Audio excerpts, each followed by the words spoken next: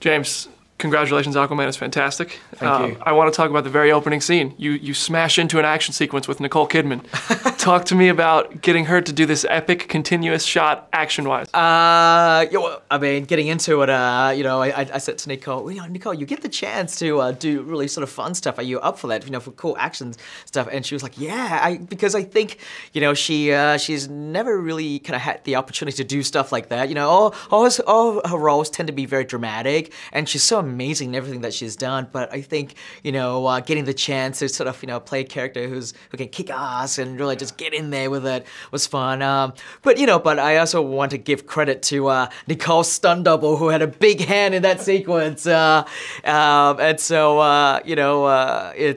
was a fun one to design, and I really wanted the opening scene to kind of showcase how powerful she is, and to photograph it in a way that that you can kind of see how cool it is. It was brilliant, man. It was brilliant. Another brilliant little detail that I caught was the voices of the Atlanteans when they're underwater. You got kind of an echo.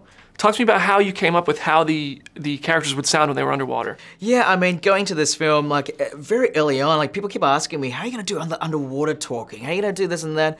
And then it just occurred to me that, I felt like people were overthinking it. I'm like, I'm just gonna have them talk to one another. Just talk like how you would talk. I imagine Atlanteans down there would talk in the same way that you and I talk on the surface air world, right?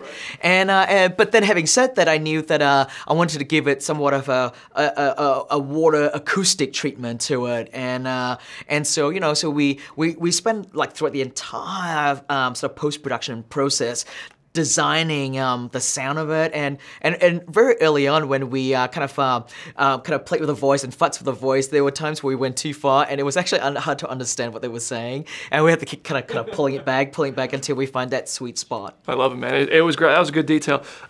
Clever thinking. I know you guys did a lot of thinking about that. I want to talk about why was it important to show Arthur being a hero in the moment where he kind of knocks the bell out of the way for the little girl. It's a small moment, but it sends a big message. Yeah, I think because this movie kind of takes him away from the real world so much, and so it was important that you get to see that he is a selfless person as well. That we want the audience to know that he does the right thing, and that's very important in his hero's journey to become a hero. Because later into the movie, he basically gets told that a king fights for only for his nation, but a hero fights for everyone, and you need to see him do that. Yeah, and my favorite part of the film, Yaya as Black Manta, man. I thought he was brilliant. I can't wait to see more.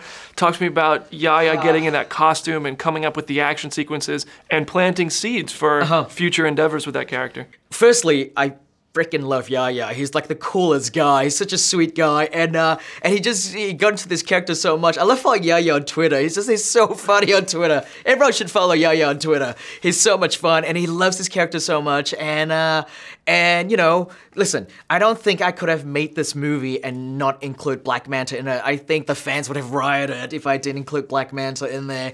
But obviously, knowing that this movie, the main plot is about the throne of Atlantis, so that means the main antagonist would have to be King Orm. But I wanted to sort of introduce Yaya's character before he becomes Black Manta and see how he becomes Black Manta. And I love the irony is that Aquaman himself, Arthur, is the one that helps create this character. He helps create this character that would go on to become his long-term arch nemesis.